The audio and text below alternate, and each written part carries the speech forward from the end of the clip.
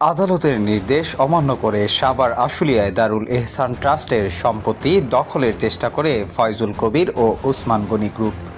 বিস্তারিত তথ্যচিত্রে senior staff reporter Mohammad Asifuzzaman আসিফের প্রতিবেদনে।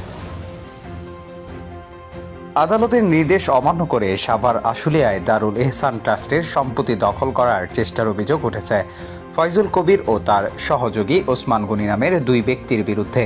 সর্বশেষ 22 জানুয়ারি 2025 তারিখ অবৈধ দখলের চেষ্টা চালায়।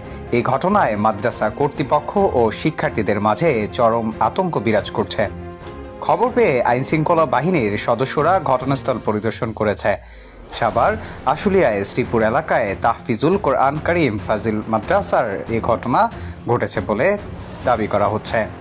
দারুল এহসান ট্রাস্টের বোর্ডের ট্রাস্টি অধ্যাপক হেলাল আহমেদ বলেন, প্রায় ৩৫ বছর আগে সাভার আশুলিয়ায় শ্রীপুর এলাকার দারুল এহসান ট্রাস্টের ৩৫ বিঘা জমিতে ১৯৯৩ সালে বাংলাদেশের সর্বপ্রথম বেসরকারি দারুল এহসান বিশ্ববিদ্যালয় ও পরবর্তী পর্যায়ে তাহফিজুল কোরআনুল কারীম মাদ্রাসা প্রতিষ্ঠিত হয়েছে, যা এখন তাহফিজুল কোরআনুল কারীম ফাজিল মাদ্রাসা পর্যন্ত শিক্ষার্থীদের সংখ্যা প্রায় ৮ শতাধিক অধ্যয়নরত। ১৯৮৬ সালে অধ্যাপক ডক্টর সৈয়দ আলী আশরাফ দারুল এহসান ইউনিভার্সিটির এর ভাইস চ্যান্সেলর হিসাবে দায়িত্ব গ্রহণ করেছেন। উনার মৃত্যুর পর তদীয় ভ্রাতা সৈয়দ আলী আহসান ভাইস চ্যান্সেলরের দায়িত্ব গ্রহণ করেছেন। পরবর্তী সৈয়দ আলী নকি 2005-2006 সালে দারুল এহসান ইউনিভার্সিটির ভারপ্রাপ্ত ভাইস চ্যান্সেলর এর দায়িত্ব পালন করেছেন।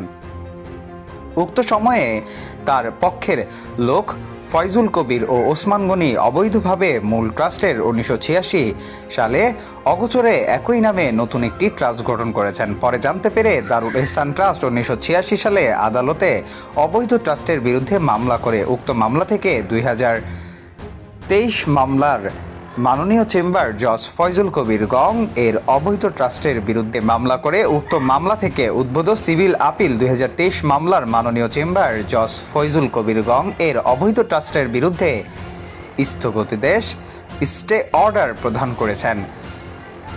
তদন্ত সত্ত্বেও ফয়জুল কবির ও ওসমান গনি বাহিনী সংঘবদ্ধ অবৈধভাবে দারুল এহসান ট্রাস্টের সম্পদ দখল করতে গেলে মাদ্রাসা কর্তৃপক্ষ সহ স্থানীয়রা বাধা দিলে তারা ফিরে যায়। এই ঘটনায় দারুল এহসান ট্রাস্টের স্থানীয় কর্মকর্তারা কর্মচারীদের মধ্যে তাহফিজুল কোরআনুল কারীম ফাজিল মাদ্রাসার শিক্ষক ও শিক্ষার্থীদের মাঝে চরম আতঙ্ক বিরাজ করছে।